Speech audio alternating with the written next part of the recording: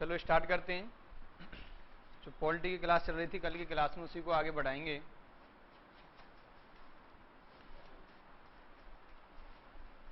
रतनगढ़ वालों आ जाओ भाई।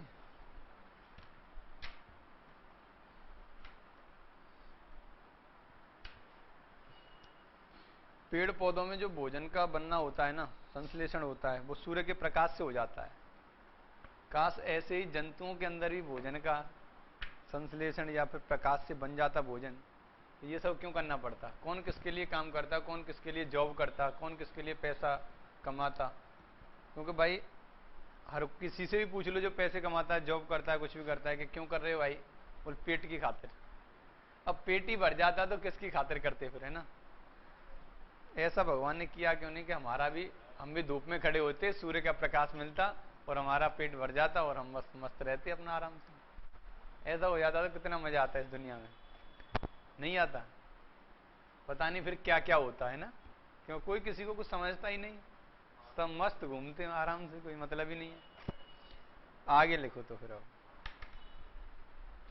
आगे हम कल की क्लास में जो बात कर रहे थे पॉलिटी को लेकर के, रतनगढ़ पर आवाज आ रही है भाई?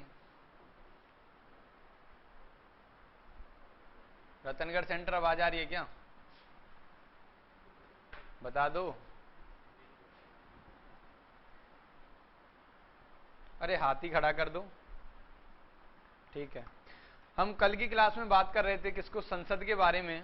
इंडियन कॉन्स्टिट्यूशन में जो संसद चल रहा था हमारा, संसद किसके अंदर आता है मैंने आपको बता रखा है सारा का सारा। तो संसद में तीन भाग होते हैं। जैसे कि हम राष्ट्रपति की बात करें तो एक राष्ट्रपति हो जाता है, दूसरा हमारी लोकसभा होती है, तीसरा हमारी राज्यसभा होती है। इन तीनों से मिलकर के बनती है एक संसद। और राष्ट्रपति के क्या क्या काम होते हैं, क्या क्या शक्ति होती है, किस किस तरीके से चुना जाता है और कौन कौन से आर्टिकल में उसका क्या क्या काम, वो सारा मैं आपको करा चुका हूं। जो कल की क्लास में मैंने खत्म कराया था आपका राष्ट्रपति, मतलब फिनिश, राष्ट्रपति को फिनिश किया था, उसके देन फिर आज देखेंगे हम राज्यसभा। और राज्यसभा की बात करें तो राज्यसभा के सदस्यों, कितने सदस्य होते हैं राज्यसभा के अंदर, उनका आवंटन कैसे होता है, कार्यकाल कितना होता है, तो इन चीजों के बारे में आपसे पूछे जाते हैं क्वेश्चन राज्यसभा से रिलेटेड। तो उन बातों पर चर्चा करते हैं। तो आज की जो क्लास में चलेगा आपके राज्यसभा, तो आप हेडिंग डाल सकते हो राज्यसभा। तो आज देखेंगे राज्यसभा क्या होती है और राज्यसभा को क्या बोला जा सकता है। तो जो राज्यसभा होती है ये संसद का क्या होती है? एक अंग होती है। संसद में भागीदारी इस राज्यसभा की होती है। जो संसद में इसकी राज्यसभा की भागीदारी होती है, तो इस संसद को, संसद का इसको क्या बोला जाता है? आपसे क्वेश्चन पूछा जाएगा कि संसद का उच्च सदन किसको बोला जाता है? तो आपका आंसर होना चाहिए राज्यसभा संसद का उच्च सदन कहलाती है। पॉइंट नंबर पहला, राज्यसभा संसद का उच्च सदन कहलाती है। सबसे बड़ा सदन यही कहलाता है किसका? संसद का। उच्च सदन के रूप में काम करता है कौन? राज्यसभा। अगर और इसकी बात करें तो राज्यसभा संसद का स्थायी सदन कहलाती है। अगला पॉइंट, राज्यसभा संसद का स्थायी सदन कहलाती है। आपसे क्वेश्चन पूछा जाएगा कि राज्यसभा या लोकसभा में से कौन सा संसद का ऐसा सदन है जो स्थायी सदन कहलाता है? तो स्थायी सदन का मतलब होता है कि इसको कभी भंग नहीं किया जाता, ये चलती रहती है। तो वो एक ही सदन है इसके अंदर, वो होती है राज्यसभा। तो राज्यसभा को संसद का उच्च सदन भी बोला जाता है और संसद का स्थायी सदन भी बोला जाता है। अगला पॉइंट लिखेंगे, राज्यसभा कभी भंग नहीं होती। राज्यसभा कभी भंग नहीं होती। राज्यसभा कभी भंग नहीं होती, लेकिन इसके, यह कभी भंग नहीं होती, लेकिन इसके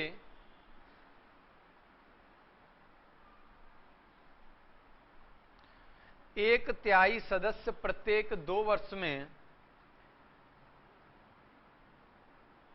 1/3 सदस्य प्रत्येक 2 वर्ष में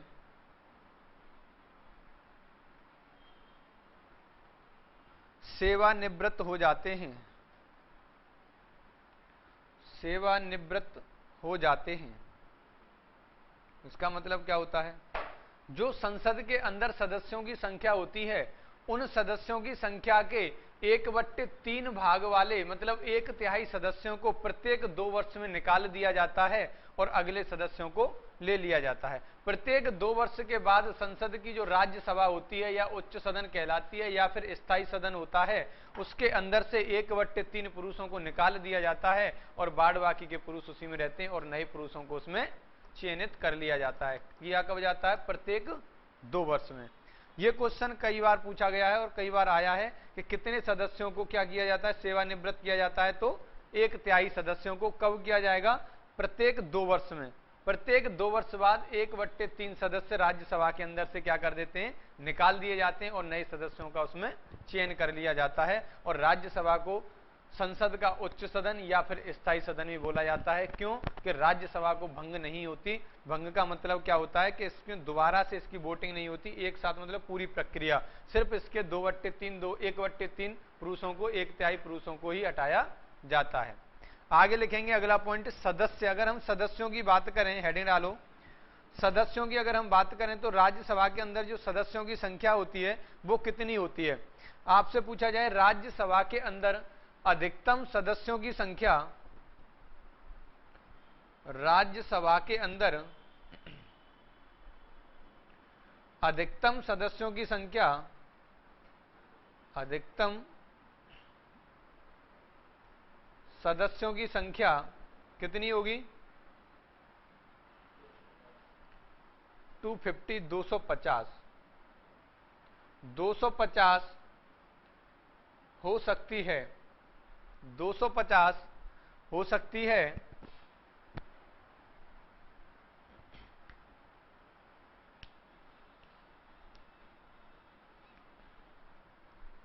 आगे लिखना, वर्तमान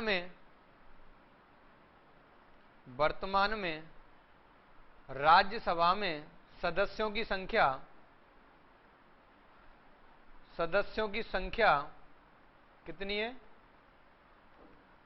245, 245 है। इनमें से 245 जो सदस्य हैं, इनमें से आगे लिखना, इनमें 12 सदस्यों को राष्ट्रपति द्वारा निर्वाचित किया जाता है। 12 सदस्य तो किसके द्वारा आएंगे? राष्ट्रपति के द्वारा। लेकिन बाद बाकी के कितने बचे? 233। और 233 किसके साथ आते हैं? 12 सदस्य राष्ट्रपति द्वारा और 233 राज्यों से।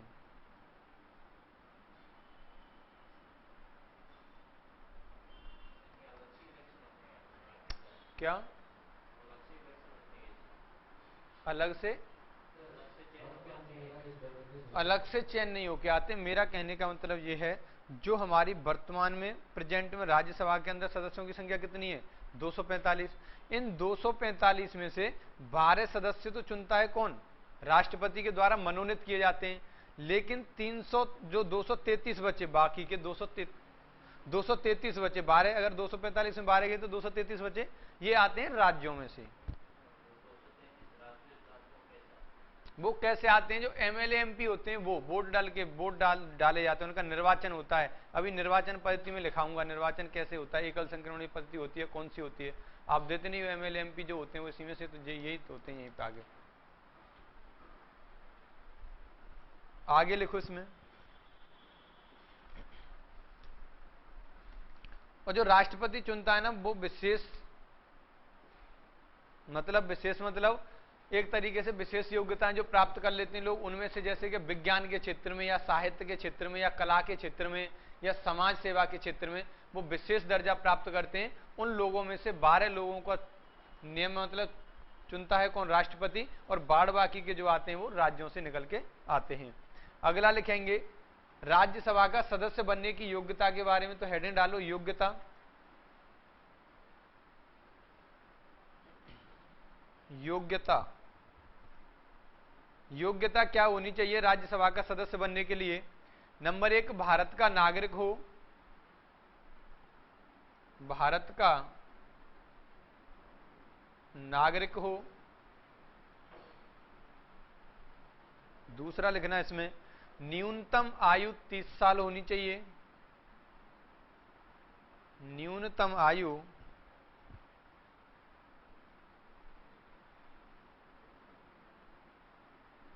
30 साल हो।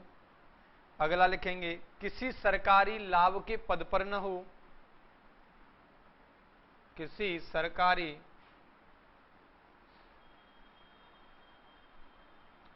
लाभ के पद पर न हो।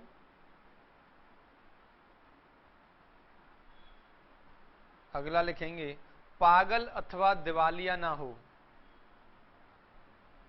पागल अथवा दिवालिया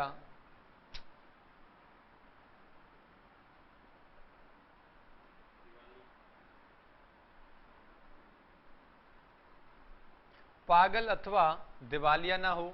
इसका मतलब क्या होता है, अगर हम राज्य के जो सदस्य चुने जाते हैं उनमें ये विशेषताएं होनी चाहिए, ये योग्यताएं होनी चाहिए। पहला, भारत का नागरिक हो, तभी वो राज्यसभा का सदस्य बन सकता है। दूसरा, वो 30 साल की आयु पूरी कर चुका हो।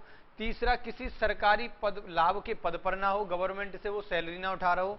चौथा क्या है, पागल, पागल तो आप जानते हो पागल ना हो। अथवा दिवालिया, दिवालिया क्या होता है, वो एक ऐसा व्यक्ति जो गवर्नमेंट का कर्जदार है, जो गवर्नमेंट का पैसा ले लेते हैं और वो दे नहीं पाते, तो उसको गवर्नमेंट क्या करती है, उसको दिवालिया घोषित कर देती है। मतलब गवर्नमेंट के कर्जदार व्यक्ति को दिवालिया माना जाता है। आ गया समझ में?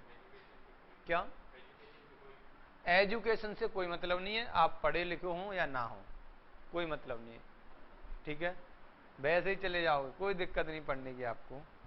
ये थी हमारी योग्यताएं, इनमें से योग्यता होनी चाहिए चारों की चारों। अगर इनमें से एक भी योग्यता नहीं है तो आप राज्यसभा के सदस्य नहीं बन सकते। अब हेडिंग डालो निर्वाचन पद्धति।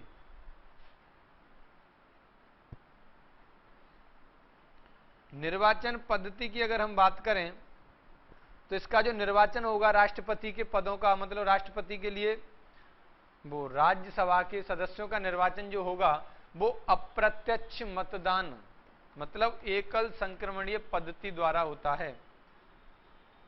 एकल संक्रमणीय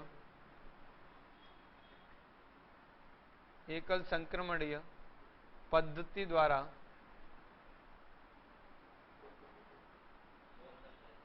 होता है। दूसरा पॉइंट लिखना, अप्रत्यक्ष मतदान। अप्रत्यक्ष मतदान का मतलब होता है इनडायरेक्ट। अप्रत्यक्ष मतदान, जो राज्यसभा के अंदर चुन के जाते हैं लोग, वो कैसे जाएंगे, अप्रत्यक्ष मतदान। जैसे राष्ट्रपति के लिए हम वोट डालते हैं उसी प्रकार से राज्यसभा के वोट डाले जाते हैं और उनका जो संक्रमण होगा, जैसे राष्ट्रपति के वोटों को काउंट किया जाता था, उसी तरीके से एकल संक्रमणीय मत पद्धति द्वारा हम राज्यसभा में चुनने वाले लोगों के वोटों को काउंट करते हैं। क्या हो गया, इनडायरेक्टली, मतलब इनडायरेक्टली कौन चुनते हैं, जैसे अगर हमारी जो ये राज्यसभा है जब स्टार्टिंग में बनी थी, और राज्यसभा के अंदर जो चुनने का इनका काम होता है, इनके पद का निर्वाचन जो मतलब इसका काम जो चुनने का काम होगा वो राष्ट्रपति, और जो उस दौरान पर क्या चल रही है, लोकसभा चल रही है, या फिर जो पहले स्टार्टिंग में राज्यसभा के अंदर लोग हैं उनमें से 1/3 ही भाग को निकाला जाता है, 1/3 भाग को निकाला जाता है, बाड़ बाकी के जो लोग बचे हुए हैं वो इनको चुन के लाते हैं। नहीं समझ में आया भाई? राज्यसभा हमारी भंग नहीं होती पूरी तरीके से। अगर राज्यसभा, हाँ, जो इसके अंदर हैं वो चुन के लाते हैं। जैसे राज्य हमारी लोकसभा भंग हो जाती है, और लोकसभा भंग होने का मतलब क्या होता है कि नई लोकसभा को कौन बुलाता है, राष्ट्रपति। कल लिखाया था मैंने कि राष्ट्रपति की ये शक्ति होती है कि प्रत्येक नई लोकसभा को बुलाएगा।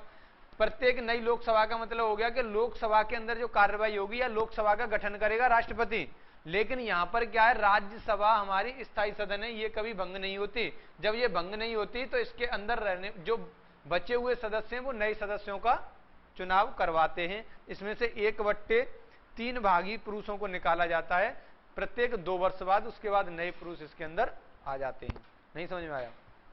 आगे बात करते हैं निर्वाचन मंडल।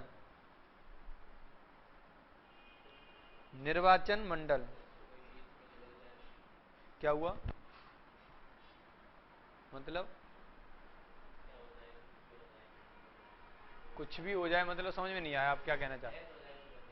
किसी बंदे की डेथ हो जाए तो क्या होगा उस समय? कुछ नहीं होगा। उस समय पर क्या होगा, एक बंदे के लिए इसमें कोई प्रावधान नहीं किया जाएगा, सीट खाली रह सकती है 2 साल के लिए तो अगर, या फिर वहां से उनमें से ले लिया जाता है जो लोकसभा के अंदर सदस्य होते हैं, फिर लोकसभा में फिर यहां से परिषद से ले लिए जाते हैं, विधानसभा विधान परिषद से ले लिए जाते हैं, इस तरीके से हो जाता है उसका। और इसकी सीट खाली रहने पर ऐसा कोई बड़ा प्रावधान नहीं है कि तुरंत के तुरंत इसकी सीट को भरा जाए। वो तो सिर्फ एक ही सीट भरी जाती है राष्ट्रपति की, और वो भी 6 महीने के अंदर अंदर उस पर फिर हमें दोबारा से चुनाव कराना होता है। ठीक है, आगे लिखो इसमें राज्यों की विधानसभा के निर्वाचित सदस्य। निर्वाचन मंडल में राज्यों की विधानसभा के निर्वाचित सदस्य। अगला लिखेंगे दिल्ली एवं पांडिचेरी की विधानसभाओं के निर्वाचित सदस्य। दिल्ली एवं पांडिचेरी की विधानसभाओं के निर्वाचित सदस्य जो इसके निर्वाचन मंडल में भाग लेंगे। कौन लेता है भाग? एक तो सभी विधानसभाओं के निर्वाचित सदस्य ले सकते हैं, और एक दिल्ली और पांडिचेरी ये केंद्र शासित प्रदेश हैं, और 7 केंद्र शासित प्रदेशों में से सिर्फ 2 ही ऐसे केंद्र शासित प्रदेश हैं जो राज्यसभा में भाग लेते हैं, दिल्ली और पांडिचेरी। आगे लिखेंगे कार्यकाल। राज्यसभा के सदस्यों का कार्यकाल पूछा जाता है तो कितना होगा?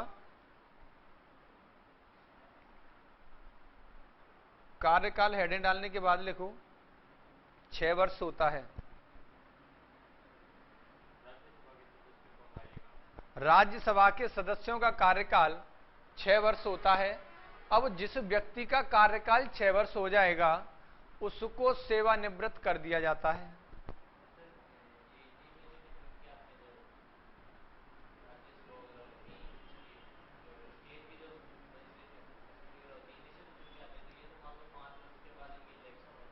हाँ, इसका मतलब क्या हुआ, आप समझ नहीं पाए? इसके अंदर जो क्या है, 5 वर्ष के बाद, अगर 5 वर्ष के लिए ये राज्यसभा में चुन के आए, जैसे आप कह रहे हो विधानसभा में विधान परिषद में, है ना, विधानसभा में 5 वर्ष के लिए चुन के आते हैं, मान लिया। अब 5 वर्ष के लिए जो चुन के आ रहे हैं, तो ऐसा तो है नहीं कि किसी समय पर विधानसभा नहीं रहती हो, विधानसभा तो हमेशा रहती है ना। अगर एक बार भंग कर दिया जाएगा तो दोबारा से आएगी। अब और इनमें क्या होता है, प्रत्येक 2 वर्ष पर सेवानिवृत्त होते हैं 6 साल के अंदर। जैसे मान के चलो 15 व्यक्ति हैं, अब 15 व्यक्ति कार्य करेंगे 6 वर्ष के लिए। अब 6 वर्ष जैसे ही पूरी होने पर आएंगी ना, अब जो 15 एक साथ तो लिए नहीं थे, धीरे धीरे आए थे। अब जो 15 व्यक्तियों में से 15 का 1/3 कितना भाग हो गया? 5 हो गए। अब 5 व्यक्तियों को कब निकाला जाएगा? जब उनकी 6 साल पूरी हो जाएंगी। 6 साल पूरी हो गई तो 5 व्यक्तियों को निकाल दिया जाएगा इसमें से। अब बच्चे टोटल 10 व्यक्ति। अब जो 10 व्यक्ति हैं, 5 व्यक्तियों की जगह कहां से भरेंगे? जब यहां निकालेंगे तो तुरंत विधानसभा से 5 व्यक्तियों को ले लिया जाएगा। प्रत्येक 2 वर्ष बाद इसमें सेवानिवृत्त होते हैं, और सेवानिवृत्त के बाद उसमें चुन लिए जाते हैं। जैसे ही सेवानिवृत्त करे जाएंगे वैसे इसमें चुन लिए जाएंगे। ये थोड़ी है कि अगर सेवानिवृत्त कर दिए तो फिर 6 वर्ष बाद ही इसमें चुनाव होगा। वो जब सेवानिवृत्त होते हैं तुरंत उसके जरिए ही फिर क्या कर लेते हैं, नए लोगों को चुन लिया जाता है, पुराने लोगों को 2 वर्ष बाद निकाल दिया जाता है। प्रत्येक 2 वर्ष पर यह प्रक्रिया चलती है, एक चेन सिस्टम बना रखा है। जो पहले वालों का कार्यकाल, जिनका 6 साल का कार्यकाल पूरा होगा फिर वो निकलेंगे, जो दोबारा आए वो नहीं निकलेंगे। जिनका 6 साल का कार्यकाल पूरा होता चला जाता है उनको निकालते चले जाते हैं, नए व्यक्ति उसमें ऐड होते चले जाते हैं। यह सिस्टम होता है इसके अंदर। प्रत्येक 2 वर्ष पर यह काम किया जाता है। आगे लिखेंगे इनका कार्यकाल 6 वर्ष का होता है। आगे लिखो। अब आपने देखा राज्यसभा के जरिए कि इनका कार्यकाल कितना हुआ, 6 वर्ष का। इनमें लोग कहां से चुने जाते हैं, विधानसभाओं से और दिल्ली तथा पांडुचेरी की विधानसभाओं से। अगर हम बात करें योग्यता, भारत का नागरिक हो, 30 साल की आयु पूरी कर चुका हो, पागल दिवालिया ना हो और किसी सरकारी पद पर ना हो। अगर हम बात करें इसमें टोटल पुरुषों की, तो टोटल पुरुष इसमें 245 हैं, लेकिन हो कितने सकते हैं, 250। उनमें से 12 पुरुषों को कौन चुनता है, राष्ट्रपति। तो आपसे क्वेश्चन यहां से 4 से 5 बनते हैं कि राज्यसभा में राष्ट्रपति द्वारा चुने गए सदस्यों की संख्या 12 और उसकी आयु कितनी होनी चाहिए राज्यसभा में चुनने वाले की, 30 वर्ष। या फिर उसके लिए बोला जाए कि उसका कार्यकाल कितना होता है, 6 वर्ष का। इसकी वोटिंग जो होती है तो वो किस प्रकार की होगी, मतलब इनडायरेक्ट, अप्रत्यक्ष कर के द्वारा मत, वो अप्रत्यक्ष मत दिया जाता है। या फिर बात की जाए तो कौन सा जो काउंटिंग होगी उसे क्या बोला जाता है, एकल संक्रमणीय मत पद्धति द्वारा। तो ये थी हमारी राज्यसभा। अब इसके बारे में कुछ मोस्ट इंपोर्टेंट पॉइंट हैं जो इसके कामकाज होते हैं, उसमें लिख लो राज्यसभा के बारे में कुछ महत्वपूर्ण तथ्य। राज्यसभा के बारे में कुछ महत्वपूर्ण तथ्य। नंबर 1, पहला, उपराष्ट्रपति राज्यसभा का पदेन सभापति होता है। पहला पॉइंट, उपराष्ट्रपति राज्यसभा का पदेन सभापति होता है। अगला पॉइंट, पदेन सभापति होता है। उपराष्ट्रपति राज्यसभा का पदेन सभापति होता है। अगला पॉइंट लिखेंगे इसमें, राज्यसभा के सभापति का इसका सदस्य नहीं होता। सभा के सभापति, राज्यसभा के सभापति राज्यसभा का सदस्य नहीं होता। ये लिख लो, राज्यसभा का सदस्य नहीं होता। जो 245 है ना, और एक उनमें कौन सा है, 246वां, राज्यसभा का सभापति। और राज्यसभा का सभापति कौन है, उपराष्ट्रपति।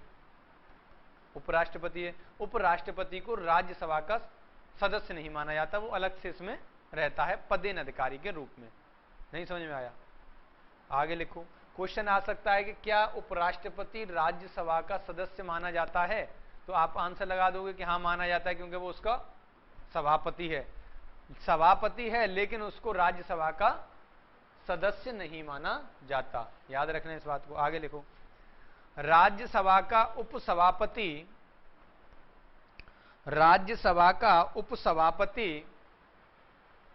इसका सदस्य होना आवश्यक है। राज्यसभा का उपसभापति इसका सदस्य होना आवश्यक है। अगला पॉइंट, मंत्रिपरिषद राज्यसभा के प्रति उत्तरदायी नहीं होती। मंत्रिपरिषद जो आर्टिकल 74 के द्वारा मंत्रिपरिषद बनाई जाती है और जिसका प्रधानमंत्री होता है, वो बनाई जाती है राष्ट्रपति को सलाह देने के लिए, पर लेकिन वो राज्यसभा के प्रति उत्तरदायी नहीं होती, राज्यसभा के प्रति कोई हस्तक्षेप नहीं कर सकती। तो आपने लिखा इसमें मंत्रिपरिषद राज्यसभा के प्रति उत्तरदायी नहीं होती।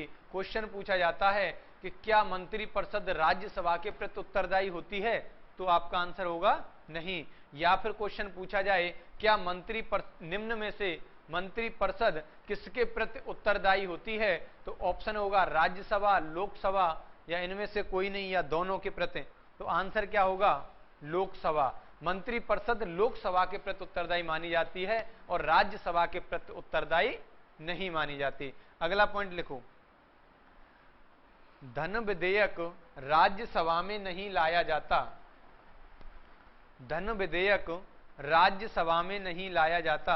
यह क्वेश्चन आ जाता है पूछने को कि धन विधेयक निम्न में से किस सभा के द्वारा लाया जाता है, तो धन विधेयक जो होता है वो लोकसभा के द्वारा लाया जाता है, राज्यसभा के द्वारा नहीं लाया जाता। आगे लिखो, राज्यसभा धन विधेयक को ना तो संशोधित कर सकती है और ना ही रद्द कर सकती है।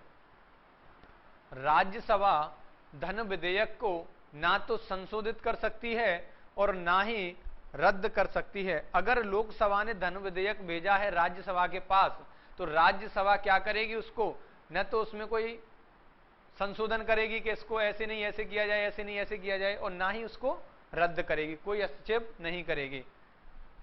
लेकिन क्वेश्चन यहां से एक उठता है कि राज्यसभा धन विधेयक को अपने पास कितने समय तक रोक सकती है। यह क्वेश्चन कई बार आया है एग्जाम में कि राज्यसभा धन विधेयक को अपने पास कितने समय तक रोक सकती है। तो आपका आंसर होगा राज्यसभा धन विधेयक को ज्यादा से ज्यादा 14 दिन के लिए रोक सकती है। लिख लो, राज्यसभा धन विधेयक को केवल 14 दिन के लिए रोक सकती है।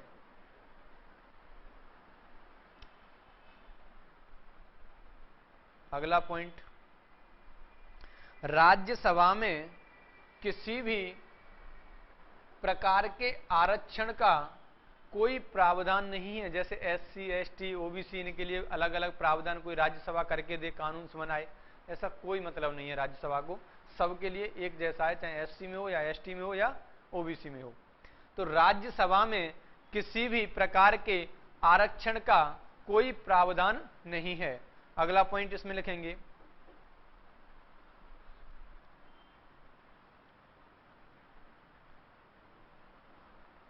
केवल राज्यसभा ही राज्य सूची के किसी विषय पर, केवल राज्यसभा ही राज्य सूची के किसी विषय पर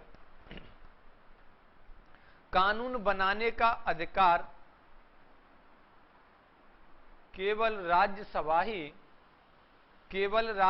ही राज्य सूची के किसी विषय पर कानून बनाने का अधिकार संसद को प्रदान करती है।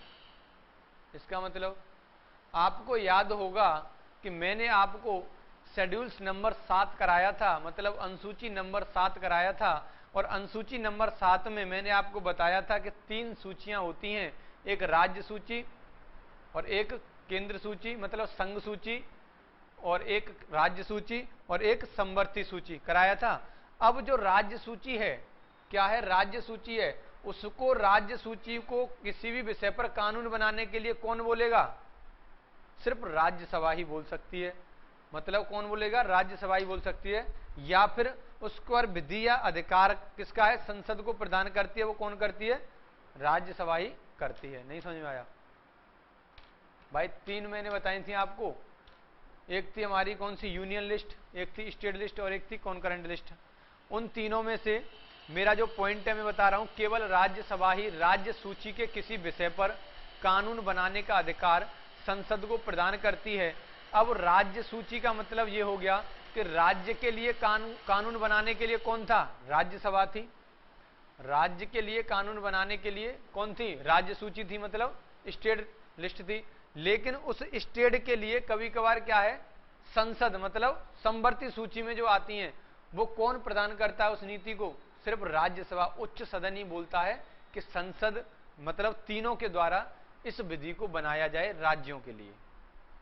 एक तो राज्य सूची राज्यों के लिए काम बनाती है, जो राज्य सूची के अंतर्गत जो लोग आएंगे वो राज्य के लिए काम बनाएंगे। और एक क्या होती है? समवर्ती, मतलब समवर्ती सूची भी बनाती है। और समवर्ती सूची को कौन वो करता है? समवर्ती सूची का मतलब हो गया पूरी संसद एक साथ बना रही है। तो संसद जो काम बनाती है राज्यों के लिए, उसको कौन वो करेगा, अधिकार देगा? वो राज्यसभा देती है संसद को। संसद का मतलब लोकसभा, राष्ट्रपति और राज्यसभा, वो तीनों फिर मिलकर के राज्य के लिए कानून बनाते हैं। उसका अधिकार देता है हमारा कौन? राज्यसभा, संसद के लिए, राज्यों के लिए कानून बनाने का। समझ में आ गया? आगे बढ़ो, अगला पॉइंट।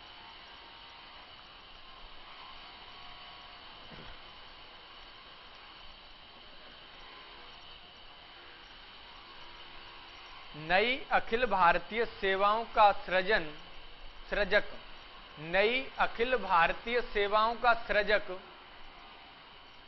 नई अखिल भारतीय सेवाओं का सृजक केवल राज्यसभा ही कर सकती है।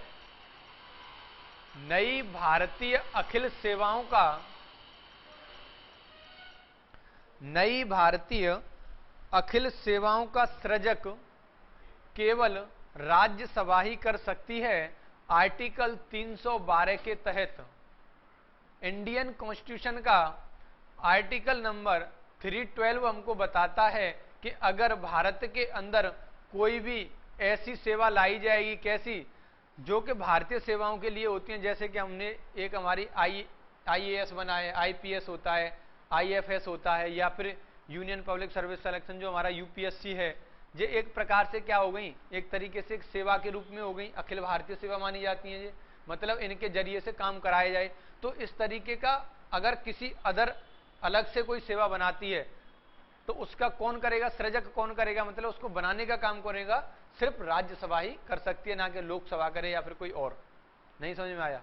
अलग से कोई ग्रुप बनाया जाएगा, जैसे SSC अलग से बना हुआ है, रेलवे विभाग एक अलग से है, UPSC अलग से है, IPS अलग होता है, IAS अलग होता है, IFS अलग होता है। ये अलग अलग विभाग के लिए अलग अलग तरीके से सेवाएं जो जारी करने का काम होता है या सृजक करने का काम होगा, वो हमारी सिर्फ और सिर्फ राज्यसभा ही करती है और कोई सा उसमें नहीं करता। अगला पॉइंट लिखेंगे, राज्यसभा से बनने वाले प्रधानमंत्री, राज्यसभा से बनने वाले प्रधानमंत्री कौन कौन बने थे पता है क्या? नहीं पता तो फिर लिख लो, 4 बने हैं। नंबर 1 इंदिरा गांधी। इंदिरा गांधी कब बनी थी ये?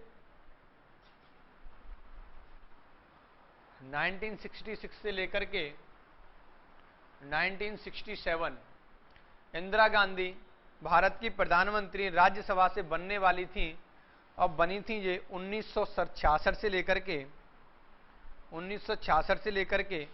1967 तक।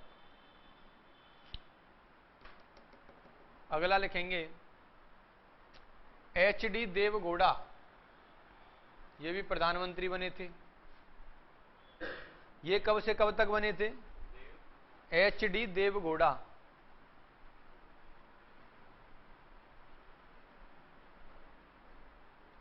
HD देवगौड़ा 1996 से लेकर के 1997 तक। अगला लिखेंगे इंद्र कुमार गुजराल।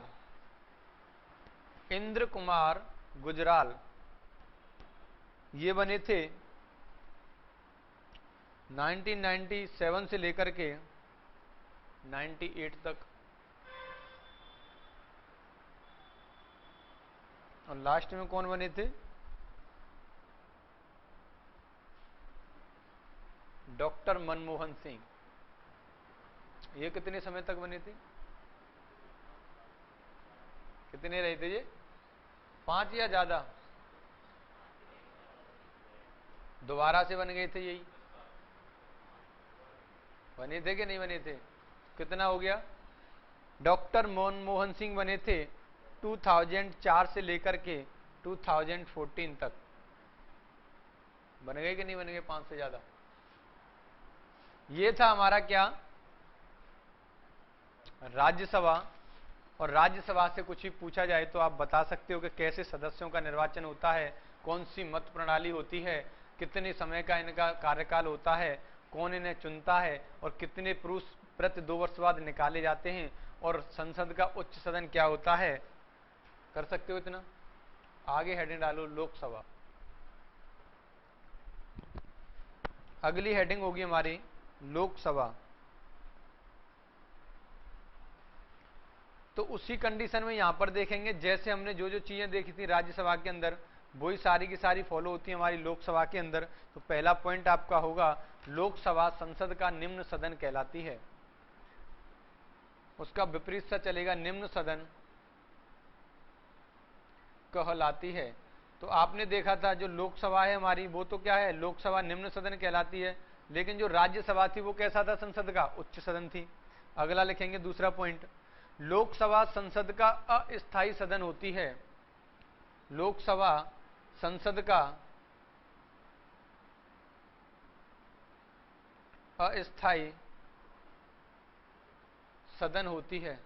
अस्थायी का मतलब होता है ये भंग की जा सकती है, और वो कैसी थी? स्थायी, मतलब उसको भंग नहीं किया जा रहा था।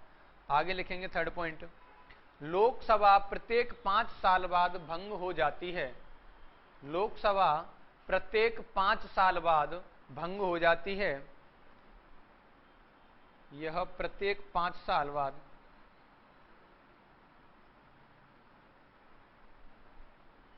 भंग हो जाती है। रतनगढ़ वाले क्या चल रहा है भाई, आपका समझ में आ रहा है कि नहीं आ रहा?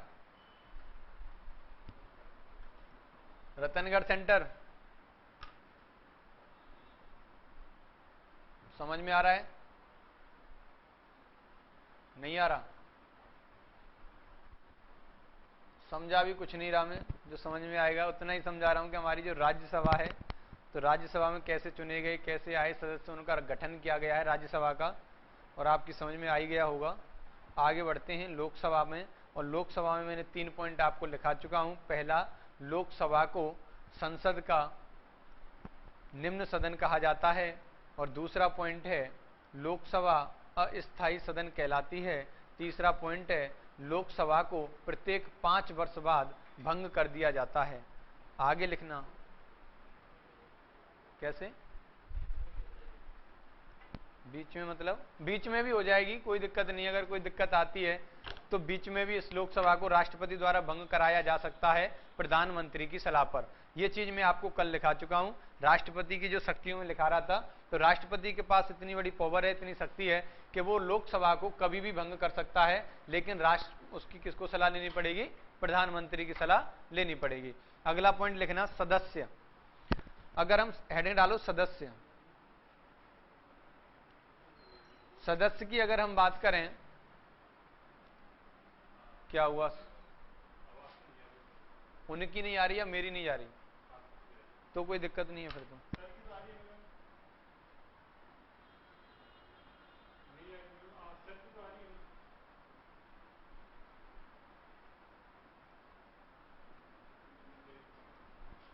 आगे हम बात करेंगे जो लोकसभा के सदस्यों, जो सदस्य होते हैं, वो लोकसभा के अंदर कितने सदस्यों का निर्वाचन होता है। जैसे हमने राज्यसभा के अंदर बात की थी, तो राज्यसभा के अंदर अधिकतम सदस्यों की संख्या कितनी थी? 250। लेकिन यहां पर क्या है? लोकसभा। तो लोकसभा के अंदर अगर हम बात करें अधिकतम सदस्यों की संख्या, लिख लो पहला पॉइंट, लोकसभा के सदस्यों के अंदर, लोकसभा में सदस्यों की अधिकतम संख्या, सदस्यों की अधिकतम संख्या 552 हो सकती है। हाँ, 552, 552 हो सकती है। अगला पॉइंट लिखना, लोकसभा में वर्तमान में सदस्यों की संख्या, ब्रेक क्या मैम? खत्म ही होने वाला, 5 बजे तक क्लास है, क्या ब्रेक? नई टॉपिक तो नहीं हो रहा, ब्रेक क्यों देना पड़ रहा है?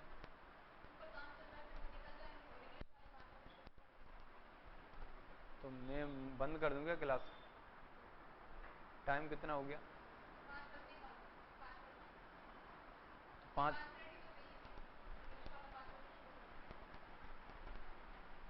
क्लास ऑफ कर दूं ना मैं तो अपनी आज की।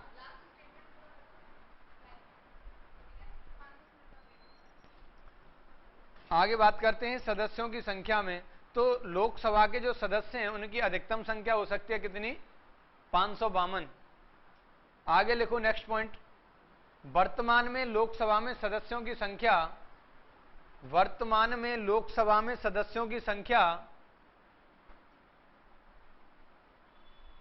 वर्तमान में लोकसभा में सदस्यों की संख्या, आवाज नहीं जा रही रतनगढ़ साहब, आवाज नहीं आ रही क्या रतनगढ़ पे? वर्तमान में लोकसभा में सदस्यों की संख्या 545 है। इसमें लिखना क्या? बाकी सीटें इनकी जो 545 है और हो सकती है 552, इसका मतलब क्या हो गया? कितनी सीट खाली हो गई यहां पर? 7। अब 545 है तो 545 में तो हो जाएगा कितने? मतलब 545 आएंगे राज्यों से और 2 पुरुष चुन के आते हैं राष्ट्रपति के द्वारा लोकसभा के अंदर। अब जो 5 जगह इनकी खाली रहती हैं वो रहती हैं केंद्र शासित प्रदेशों वाली। क्योंकि प्रत्येक केंद्र शासित प्रदेशों में अपनी विधानसभा नहीं है, सिर्फ दिल्ली और पांडुचेरी में है। तो दिल्ली और पांडुचेरी से आ जाते हैं, बाकी के 5 की जगह खाली रहती हैं। मेरी तरफ से आज के लिए इतना ही था। यहां से आगे हम बात करेंगे नेक्स्ट क्लास में, नेक्स्ट चैप्टर मतलब नेक्स्ट लेक्चर पर। पॉलिटी के अंदर इतना ही है। आपका 5-10 मिनट का ब्रेक है, उसके बाद आपकी क्लास स्टार्ट होगी किसकी? इंग्लिश की। और इस इंग्लिश की क्लास को आप लेके जाएं। मेरी तरफ से इतना ही है। अगर कोई कंफ्यूजन हो तो इसमें अगली क्लास में मुझे पूछ सकते हो।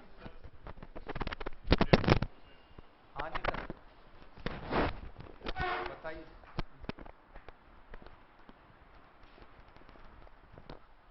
क्या क्या? दोबारा बोलना जरा, दोबारा बोलना जरा। हाँ हाँ जी।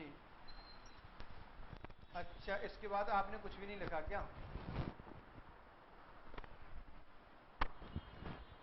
इसके बाद में तो मैंने बहुत सारा लिखाया था, वो ऐसे कैसे हो पाएगा? या तो फिर आपको ऐसा कर सकते हैं, इनसे यहाँ से ये प्रिंट भेज देंगे उसका जो बच्चों ने लिखा था,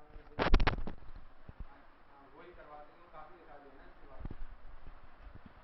ठीक है, वही करवा देंगे, आपको भिजवा देंगे।